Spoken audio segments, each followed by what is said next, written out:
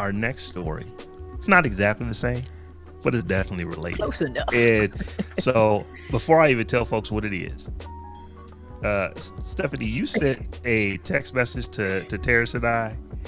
And before I could even reply, I'm just was like, "Ooh, she mad." Heated. What I tell you? It's like, and I was like, "The rant is coming." Yeah. And there was just like text message, and you don't like text messaging me because I'm green, so you don't really like text messaging me. I could forgo the green bubble to get on my soapbox, man. It's crazy. But anyway, I'll let you get into the specifics of the story. But it was about a company that just started, it's 9 months new, and they get $3.4 million in pre-seed funding for a company that is doing almost precisely the same thing as another company that has been rocking since 2018 and hasn't gotten any yet. So why don't you go ahead and tell us about what's happening between Cadence and Stream Analytics? And not really between them, because I don't want to pit one against the other, but it's just two companies that do very similar things that have different different looking founders that are treated significantly different. Up to the game. Yeah. So Angela Benton is an African-American woman founder.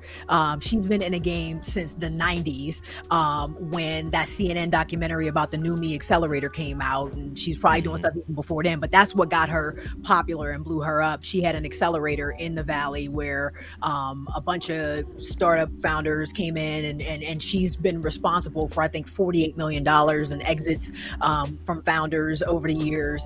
And her company, Streamlytics, gathers data and pays for your data. So it gathers data from people based off social media platforms, Netflix, kind of wherever they can get it, but they focus exclusively on Black data, African-American data, Black folks data, basically. But again, they pay you for your data. She's been doing this since 2018.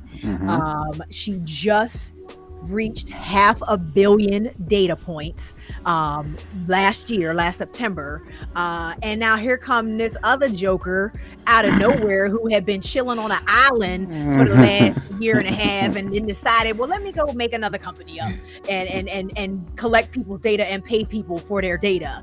And TechCrunch, which is one of the largest technology blogs in the world, did this article on this company Cadence, and didn't mention Streamlytics. Had mentioned two other companies that went under, that failed, that didn't make it flopped in the same space, of data collection and paying people for data. Did not mention Angela Benton's name or Streamlytics at all. Like, she didn't even exist. And they're doing the thing. Is the thing. It's like they're actually doing it up and running fairly successfully. And you said they have 500 million data points. Yes, that was back in October. Back in October, they've already. I want to say, and they July. doubled that over like 6 months. It was like 3 or 6 months. It was crazy how quickly they got to that number. So they probably at a billy at this point. Have raised a whole bunch of money via crowdfunding. Got all these partnerships with all these corporations. Already got consumers submitting their data and getting paid as a result. And then fast forward to this TechCrunch. Is like, oh, this guy comes out of nowhere and comes up with this cool idea and is able to raise. And if I read the story correctly, he's already a millionaire because of some other company that he bought or sold or something like that. Like Stephanie mentioned, it was sitting on an island, came up with this bright idea, and not only does he already have money, he was able to get others people's money, because it's not only is it tough for Black and brown and women founders to raise money when they don't have any.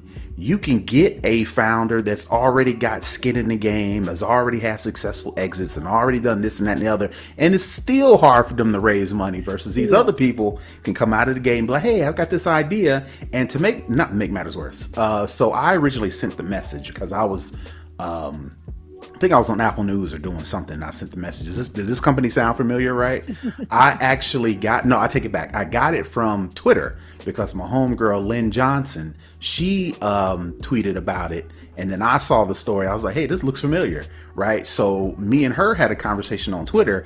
And then the founder of this new company, Caden, actually responded to our tweets because she mentioned, I'm going to see if I can find a tweet without Please too much. do, because I need to know what this joker had to say. For real. So, you're searching for the tweet. Let me just say this about Caden, to go to the other side. So we're not anti-Caden. We're not anti-John Roa. That is the entrepreneur who, sold his consulting firm a few years back and decided I'm gonna go chill on a secluded island in Europe for a few years and then come back.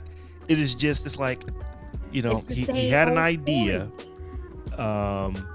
And let me just go on stealth for 9 months, and then come out and get millions of dollars. And get more than Angela Benton to date has probably raised about $2.5 million, and that was through, because I had full disclosure, I guess I am an investor in Start Engine, on Start Engine in Streamlytics, but has only raised about $2.5 million, and that's being generous. Out here, trying to get it from everybody else, and somebody just handed this joker a check for $3.5 million, $3.4 million, and it just makes no sense. I want to hear that tweet, yo. What do you say? So Lynn mentions she puts out the tweet and says, she mentions Caden, and she says, makes a correlation between that and Streamlytics.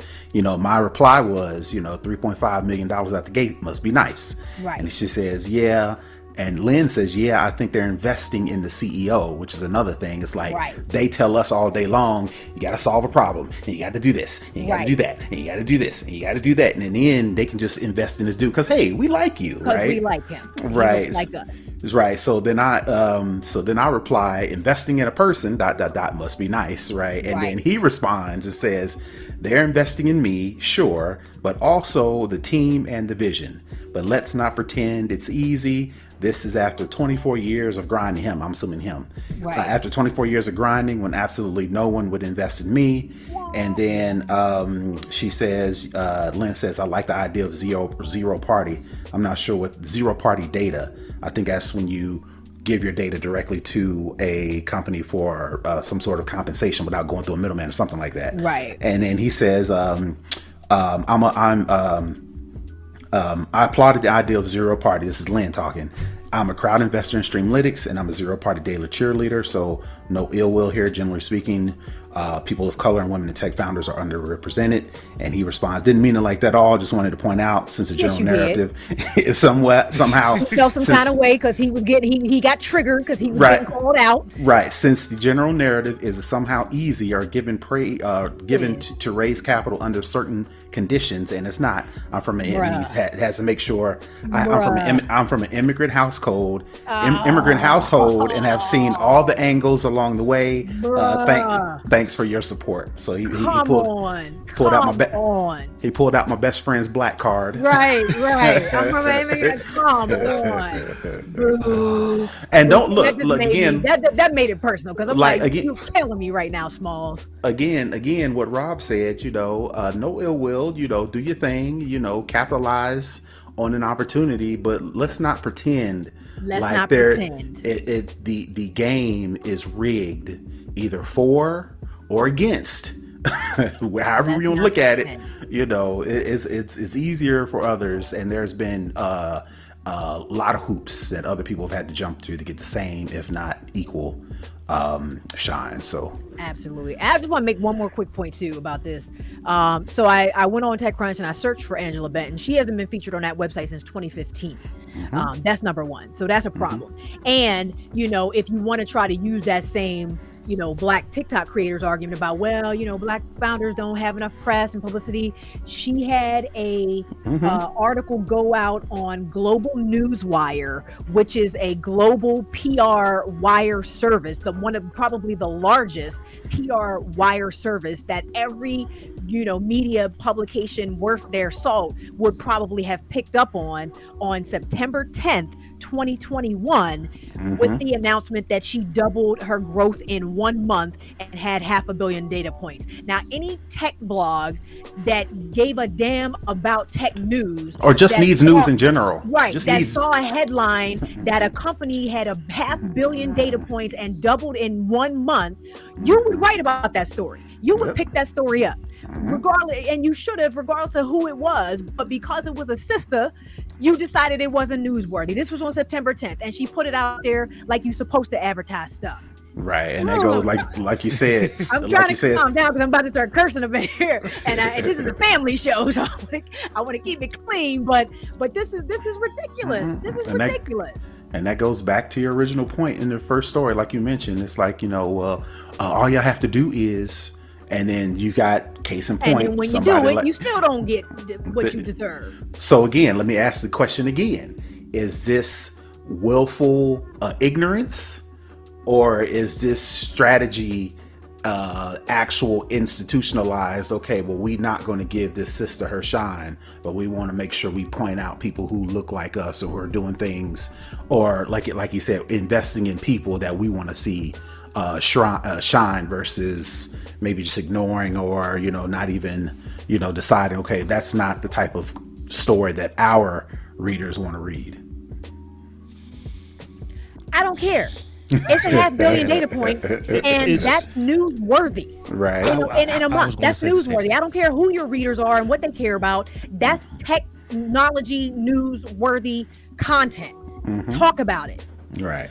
Okay. No, the point I was going to make with Streamlytics is that this is a company that's been running since 2018. They are doing the thing. They actually have a product out that customers are using, and they're successful with it. And they're getting no shine.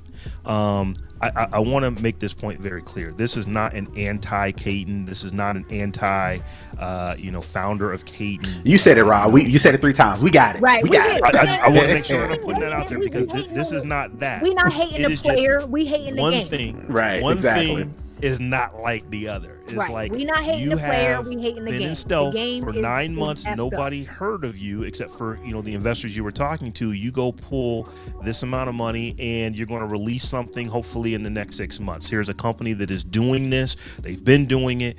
They are putting ridiculous number, 500 million data points up, and they get no shine. And it's like, and we have to point out there's no one thing is not like the other. It's like I jokingly asked you this. So what do you need to do? Do you need to basically go chill on a secluded island for a few years before you come out? Is that the trick? Come back and get some money? Is that the trick? So y'all can miss me with all of guys, this.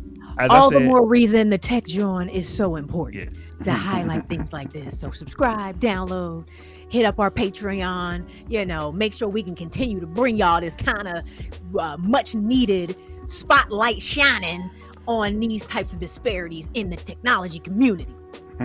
So it's a C-O-N-spiracy. For those